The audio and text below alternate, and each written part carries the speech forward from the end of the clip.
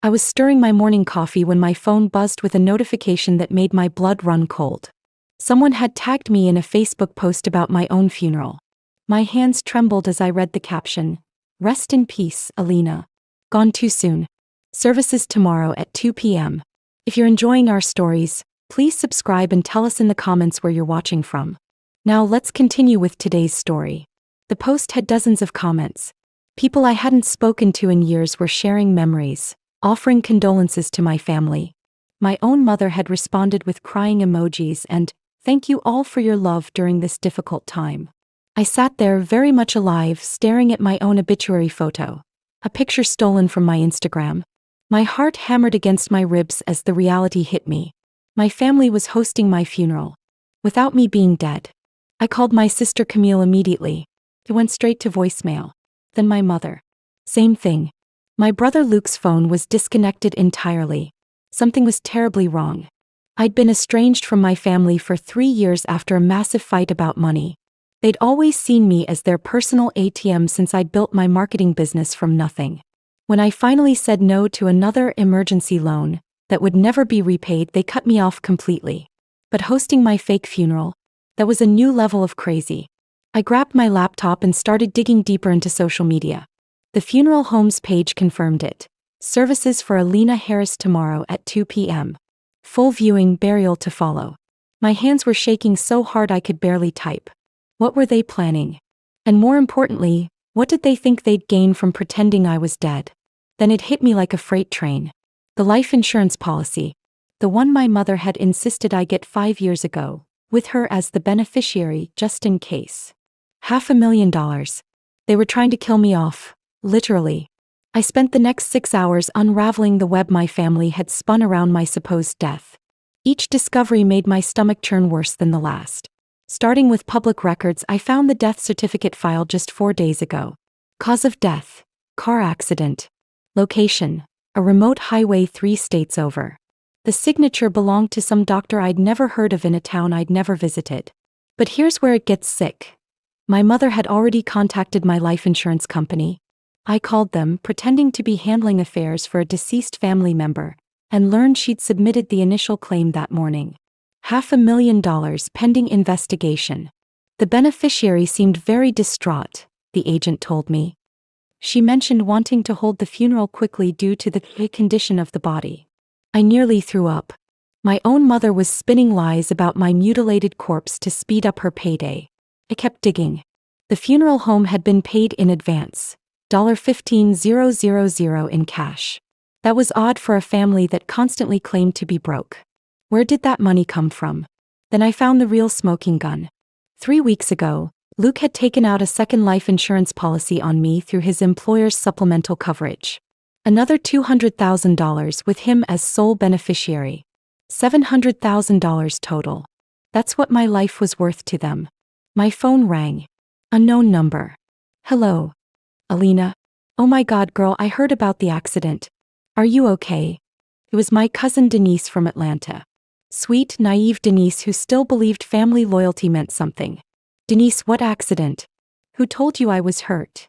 Your mama called crying, said you were in intensive care after some terrible crash. Said you probably weren't gonna make it. I've been praying all night, honey. How are you even talking right now? The pieces clicked into place. They'd been laying groundwork for weeks, preparing people for my death. I convinced Denise to be my eyes and ears, and what she discovered over the next few hours made my blood boil. My family hadn't just faked my death. They'd been systematically destroying my reputation and relationships for weeks. Your brother's been telling everyone you got mixed up with the wrong crowd, Denise whispered over the phone. Said you were into drugs, hanging with dangerous people. He made it sound like this accident was bound to happen. They were rewriting my entire story, painting me as some tragic cautionary tale to make my death seem believable and inevitable. But Luke had made one crucial mistake. He'd bragged to our cousin Albert about coming into some money real soon. Albert, thinking it was about a legitimate business deal, had congratulated him on Facebook 3 days ago. Can't wait to celebrate when that big check clears, cuz. Albert had written on Luke's wall. The post was still up. Posted 2 days before my supposed accident. I screenshot everything, building a file that would burn their lies to the ground. bank records showing the funeral home payment, insurance documents, screenshots of social media posts with timestamps, even a recording of my conversation with the insurance agent. Then I called Denise back with a plan that would expose them all. "I need you to go to the funeral tomorrow," I told her. "But don't let anyone know you talked to me. I want you to record everything. The viewing, the service, especially anything my mother or Luke say about life insurance or money." "Alina, this is crazy. Why would they do this?" 700,000 reasons, I said grimly. "And when I walk into that funeral home tomorrow, alive and breathing, I'm going to make sure they lose everything." My voice was steady, but inside I was shaking with rage. These people had raised me, claimed to love me, then tried to erase me from existence for money. But they'd forgotten one important thing about me. I didn't build a six-figure business by backing down from fights. Tomorrow I was going to give them a resurrection they'd never forget. I woke up at 5 a.m. on the day of my funeral, my stomach twisted in knots but my resolve stronger than steel. Today I would walk into that funeral home and watch my family's world collapse around them. I dressed carefully, black suit, professional but intimidating. I wanted them to see exactly what they were trying to destroy. A successful woman who'd built something from nothing while they sat around waiting for handouts. At 8 a.m., my phone started buzzing with condolences from old friends who'd seen the Facebook posts. Each message felt like a knife to the gut. These people genuinely cared about me, were grieving for me, while my own family was probably counting their chickens before they hatched. Denise texted me, getting ready to head over. "Your mama's already at the funeral home, greeting people. She's dressed head to toe in black, playing the grieving mother. It's sick, Alina." I'd spent the morning finalizing my strategy. I had evidence compiled, lawyers on standby, and a plan that would expose every single person involved in this fraud. But first I wanted to see just how deep this rabbit hole went. I called the funeral home directly, disguising my voice. "Hi, I'm calling about the Harris service today. I'm a friend of the family. Could you tell me who made the arrangements?" "Oh, that would be Mrs. Harris, the mother. Such a lovely lady. She was so brave through all this, handled everything herself. Even insisted on a closed casket service due to the severity of the accident. Of course she did. Can't have people seeing an empty casket. And the burial? Private family only. Very intimate. The family requested privacy to grieve. I bet they did. Nothing like a private burial to avoid questions about why there's no body to bury." I checked my watch. 1:30 p.m. In 30 minutes, my funeral would begin. In 35 minutes, I'd walk through those doors and turn their lives upside down. My hands weren't shaking anymore. I felt cold, calculating, focused. They wanted to bury me? Fine. Let's see how they handled a ghost. At exactly 2:15 p.m., I pulled into the parking lot of Henderson's funeral home. The lot was fuller than I'd expected. Apparently my death had drawn quite a crowd. I recognized cars belonging to extended family, old family friends, even some former coworkers. My heart clenched seeing how many people had taken time out of their lives to mourn me. Real grief on display while my immediate family played their sick charade inside. I sat in my car for a moment, watching through the large windows. I could see my mother at the front, dabbing her eyes with tissues, accepting hugs from well-wishers. She was wearing the same black dress she'd worn to my grandfather's funeral, even recycling her grief outfit. Luke stood beside her in an ill-fitting suit, playing the devastated brother role. But I could see him checking his phone constantly, probably calculating insurance payouts in his head. Denise texted me, "They're about to start the service. Your mom just gave this whole speech about what a troubled person you'd become." I wanted to slap her. That's when I saw something that made my blood turn to ice. Camille was there. My sister, who hadn't spoken to me in 3 years, was not only there but appeared to be helping coordinate everything. She was directing people to sign a guest book, handing out programs, acting like the grieving sister. But when she thought no one was looking, I saw her smile. Actually smile at my fake funeral. I got out of my car and walked toward the building. Through the windows I could see the casket. A beautiful mahogany piece that probably cost more than most people's cars. All for show, of course. Empty as my family's hearts. The funeral director was giving opening remarks as I reached the front door. Perfect timing. I took a deep breath, pushed open the heavy glass doors and stepped into the lobby. The first person to see me was my elderly Aunt Rose. She took one look at me, let out a shriek that could wake the dead. ironic considering, and promptly fainted. The dominoes started falling immediately. Heads turned. Voices rose. Someone screamed. And there, at the front of the room, my mother's face went white as the flowers on my casket. I smiled and walked down the center aisle. "Sorry I'm late to my own funeral," I announced. Traffic was murder. The funeral home erupted into chaos. Genuine mourners were crying, confused, asking if they were seeing things. Some people started laughing in relief and disbelief. Others looked angry at being deceived. But my focus was laser-sharp on the 3 people at the front of the room who looked like they'd seen an actual ghost. My mother, Brenda Harris, stood frozen beside my casket, her mouth opening and closing like a fish out of water. Luke had gone pale green and looked like he might vomit. Camille was backing away slowly, as if she could somehow disappear into the curtains. "What's wrong?" I asked, my voice carrying clearly across the stunned silence. "Y'all look like you've seen a ghost." The funeral director, Mr. Henderson, was the first to find his voice. I don't understand. Ma'am, there must be some mistake." "Oh, there's definitely been a mistake," I said, pulling out my phone and holding it up. "But it wasn't mine." I pressed play on the recording I'd made of my conversation with the insurance agent. My mother's voice filled the room, clear as day, discussing my death claim and the urgency of processing it due to my condition. "That's insurance fraud," I announced. "A federal crime. Up to 20 years in prison." My mother finally found her voice. "Alina, baby, this isn't what it looks like." "Really? Because it looks like you filed a fake death certificate, claimed my life insurance and threw me a funeral, without mentioning to anyone that I wasn't actually dead." Luke tried to run. Actually tried to bolt for the side exit like the coward he'd always been. I'd anticipated this. "Luke," I called out. "Going somewhere? Don't you want to explain to everyone here why you took out a second life insurance policy on me 3 weeks ago?" He froze. The room full of family and friends were all staring at him now, pieces clicking into place in their minds. $700,000 total, I continued, my voice getting stronger with each word. That's what my life was worth to my loving family. They were so eager to cash in they couldn't even wait for me to actually die. Aunt Rose, who'd been revived and was sitting in a chair, spoke up in a voice full of disgust. "Brenda Harris, what have you done?" That's when my mother made the mistake that sealed her fate. Instead of apologizing, instead of showing any remorse, she got angry.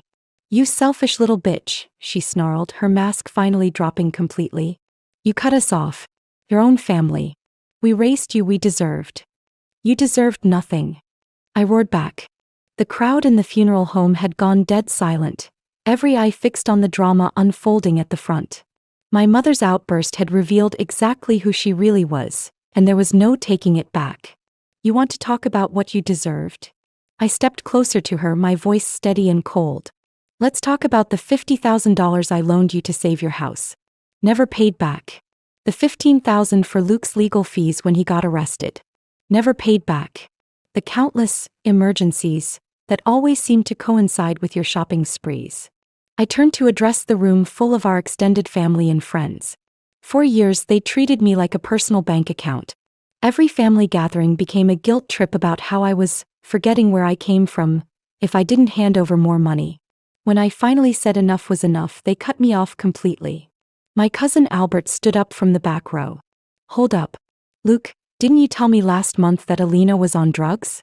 That she'd lost her business and was living on the streets?" Luke looked like he wanted to disappear into the floor. That's not." "He lied," I said simply. "They all did. They've been spreading stories about me for months, setting up my tragic death, making it seem inevitable so when they cashed in my life insurance, no one would ask too many questions." Camille, who'd been silent this whole time, finally spoke up. "Alina, you don't understand the pressure we've been under." "Pressure?" I laughed bitterly. "You mean the pressure of having to pay your own bills? Of taking responsibility for your own lives?" I pulled out a folder I'd been carrying and held it up. "I have everything documented. Bank records showing the funeral home payment, $15,000 in cash from people who claimed they couldn't afford groceries. Insurance documents. Phone recordings. Screenshots of social media posts where Luke was celebrating his big payday before I'd even supposedly died." The funeral director cleared his throat nervously. Ma'am, perhaps we should discuss this privately. No, I said firmly. We're discussing this right here in front of everyone who came to mourn me. They deserve to know the truth about what they witnessed today. I looked directly at my mother, this woman who'd given birth to me but had never truly been a mother. You know what the saddest part is? I would have helped you if you'd just been honest. If you'd come to me with respect instead of entitlement.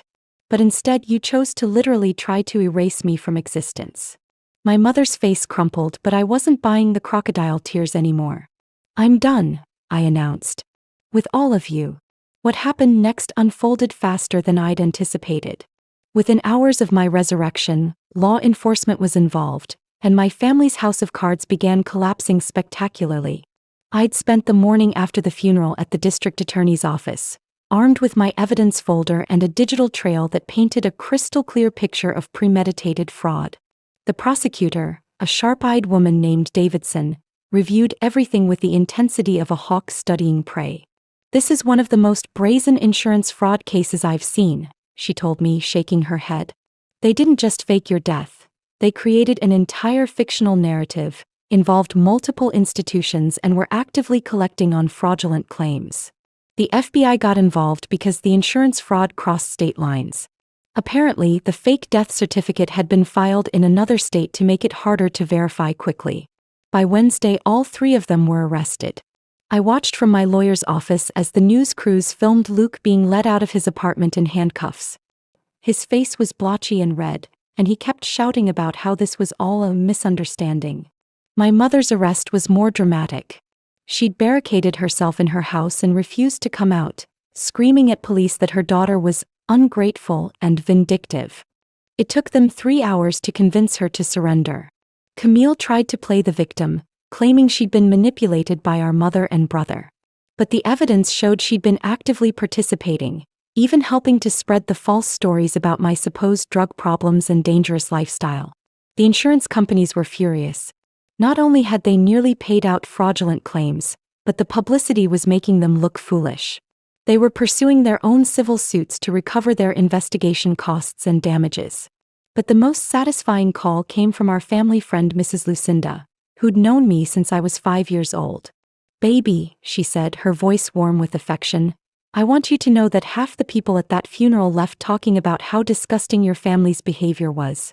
The other half were just grateful you were alive." She paused. "And there's something else. Your mama's been going around the neighborhood for weeks, telling people you'd lost your mind and were making threats against the family. She even filed a police report claiming you were stalking them." My blood ran cold. "What?" "Setting up their story, honey. Making you look unstable so if questions came up about your accident, people would think you'd finally snapped and hurt yourself. They hadn't just tried to kill me financially.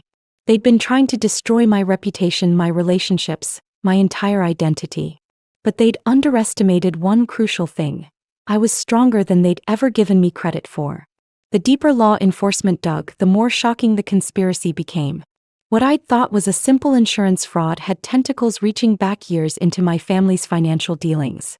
Detective Reynolds, the lead investigator, called me to his office to review what they'd uncovered. The conference table was covered with documents, bank statements, and photographs that painted a picture of systematic deception. "Your family has been planning this for over 18 months, he told me, his voice grim. "We found drafts of your obituary on your brother's laptop dating back to last year." He showed me printouts of Luke's search history. How to fake a death certificate. Life insurance investigation timeline. Car accident forensics. He'd been researching this like a graduate thesis. But the most damning evidence was financial. They'd been secretly liquidating assets, closing accounts, and moving money around for months. My mother had sold her engagement ring, Luke had cashed out his 401k, and Camille had taken a second mortgage on her house. They were broke, Detective Reynolds explained. Deeper in debt than you probably realized. Your mother owed $30,000 in back taxes. Luke had gambling debts with some very unsavory people. Camille was 3 months behind on her mortgage. It all made sickening sense now. They hadn't just wanted my life insurance money, they desperately needed it. But here's the kicker, the detective continued, sliding another document across the table. They'd already spent money they didn't have, anticipating the insurance payout. The funeral home payment? They borrowed that money from a payday loan company at 30% interest, expecting to pay it back within the week. I stared at the loan documents. They'd been so confident in their plan, so certain I'd never find out, that they'd already started spending money from my death. "There's more," he said. "We found evidence they were planning to contest your will if the insurance money wasn't enough. Your brother had already consulted with a probate attorney about claiming your business assets as family property." My business. The marketing firm I'd built from scratch, working 18-hour days, sacrificing relationships and social life to create something that was entirely mine. They'd wanted to take that too. That's when Detective Reynolds showed me the most chilling discovery of all. A second life insurance policy I hadn't known about. "Your mother forged your signature on this application 2 years ago," he said. "Another $250,000 with her as beneficiary. She's been paying the premiums with money from a credit card you co-signed for when you were 18. $1 million total. That's what they'd valued my life at."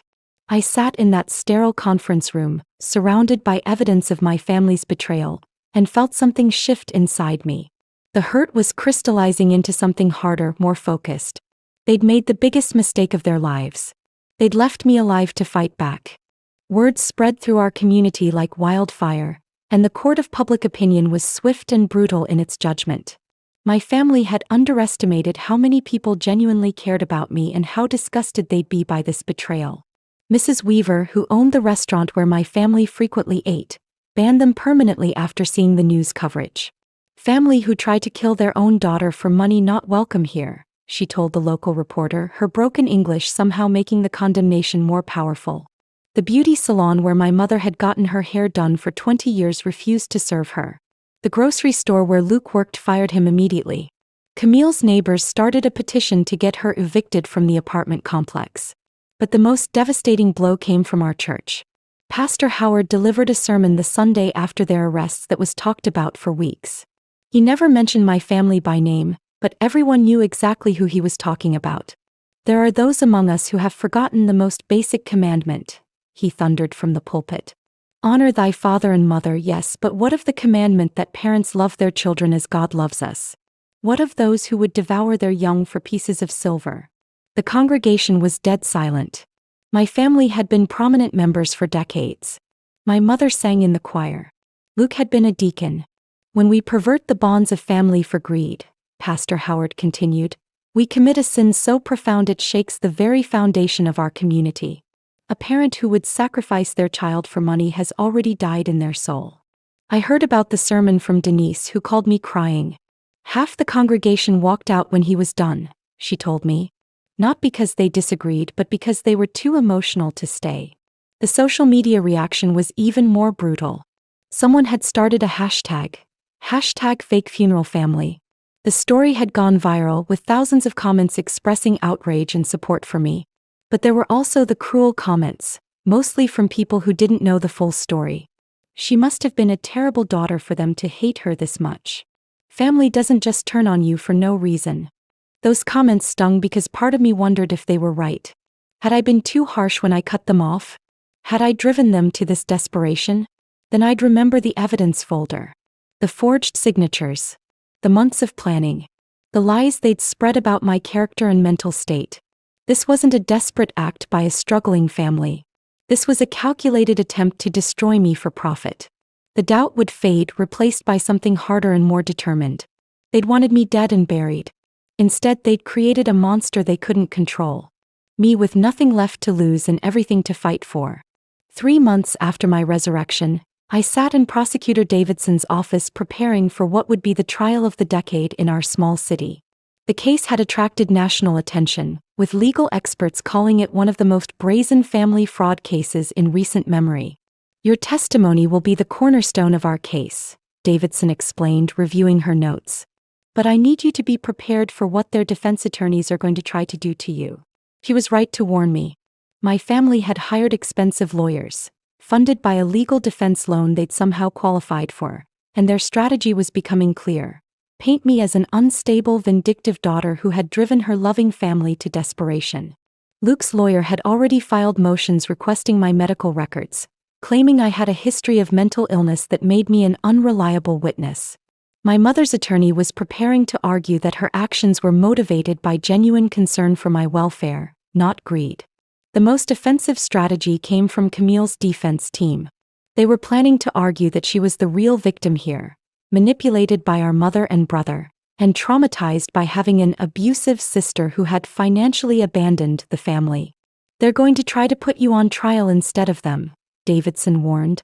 Every mistake you've ever made, every harsh word you've ever said to them, every time you said no to their requests for money, it's all going to be twisted and used against you.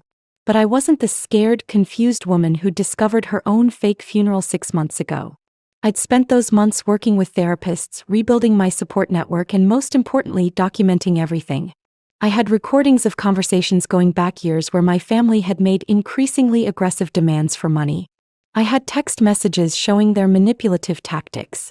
I had witnesses, friends, business partners, even former employees, who could testify to my character and financial responsibility. Most crucially, I had the evidence of their systematic deception. The forged insurance applications, the fake death certificate, the lies they'd told to mutual friends and family members, the money they'd already borrowed against my anticipated death. They made one critical error, I told Davidson during one of our prep sessions. They underestimated how thoroughly I document everything. I'm a business owner. I keep records. The prosecutor smiled grimly. That's what's going to destroy them. They plan this like amateurs, but you've been building a paper trail like a professional. As the trial date approached, I found myself strangely calm.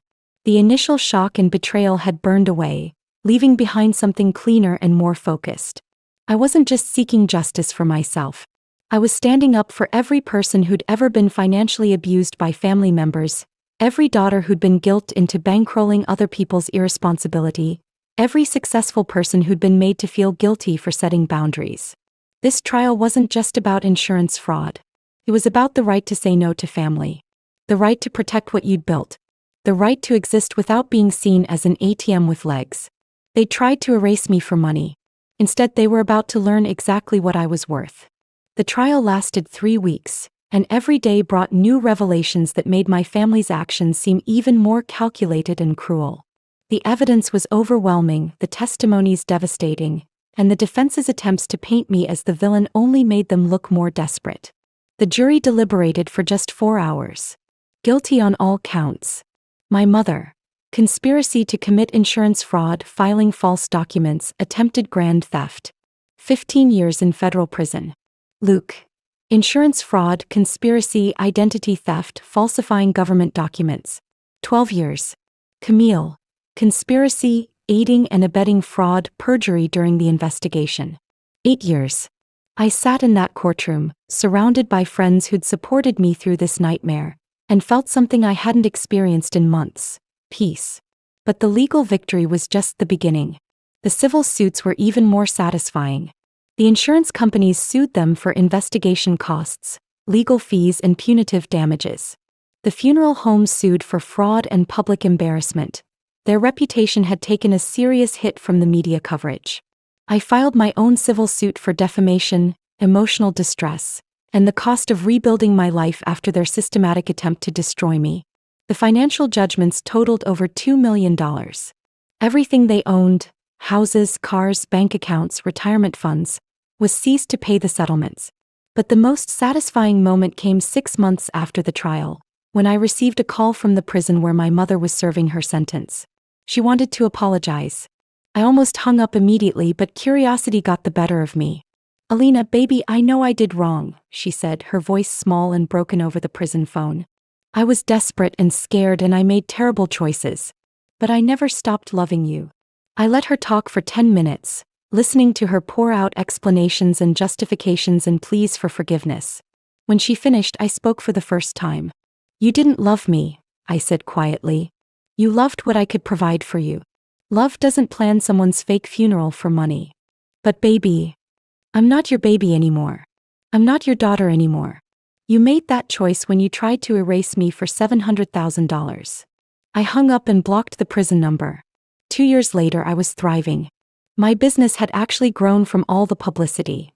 Apparently, the story of the woman who survived her own fake funeral had made me something of a local celebrity, and clients appreciated my resilience and attention to detail. I'd started dating someone wonderful, a man who understood why I was cautious about people's motivations but loved me enough to prove his own authenticity every day. And I'd reconnected with the family members who mattered. Denise, Aunt Rose, Cousin Albert, and others who'd been horrified by what my immediate family had done and wanted to rebuild those bridges. On the second anniversary of my fake funeral, I threw myself a still alive party. It was perfect. 5 years have passed since the day I walked into my own funeral, and I'm writing this from the deck of the lake house I bought with the money I won in the civil suits. Sometimes I have to pinch myself to believe this is really my life now. The business is booming. Alina Harris Marketing, bringing your brand back to life, has become one of the most successful firms in the tri-state area. Turns out, surviving your own fake funeral is excellent branding for a marketing consultant. Who knew? But the real success isn't measured in dollars, it's measured in peace. I sleep through the night now without wondering if the people closest to me are plotting against me. I can enjoy my success without guilt about not sharing it with people who see me as a resource instead of a person. I've built a chosen family of friends and loved ones who celebrate my victories instead of resenting them. 6 months ago I got married to Wyatt, the man who saw me at my lowest point during the trial and decided I was worth fighting for. Our wedding was small but perfect. Filled with people who actually love us, not people who see our union as an opportunity for a payday. I still get occasional messages from people who found themselves in similar situations. Financially abused by family members, guilt-tripped into enabling destructive behavior, or struggling to set boundaries with people who claim blood makes everything acceptable. I always tell them the same thing. You cannot set yourself on fire to keep other people warm, especially when those people are perfectly capable of generating their own heat. Last month I received a letter from Luke. He's scheduled for release next year and wanted to rebuild our relationship. I didn't respond. Some bridges aren't worth rebuilding, especially when the people who burned them down are still carrying matches. My mother died in prison 2 years ago. Heart attack. Camille sent me the obituary, probably expecting me to feel guilty or regretful. That I felt nothing. The woman who gave birth to me had died years earlier, the day she decided my life was worth less than her financial comfort. I didn't attend her funeral. I'd already said my goodbyes. As I finish writing this story, I can hear Wyatt laughing on the phone with his sister, making plans for a family barbecue. Real family. The kind that builds you up instead of trying to cash you in. They tried to bury me, but they forgot something important. I'm not the kind of person who stays down. I'm Alina Harris. I survived my own funeral, destroyed the people who tried to erase me, and built a life so beautiful that their worst betrayal became my greatest blessing. And I'm just getting started. I can't shake the feeling that maybe I could have handled this differently. But honestly, what else was I supposed to do? Am I missing something obvious here?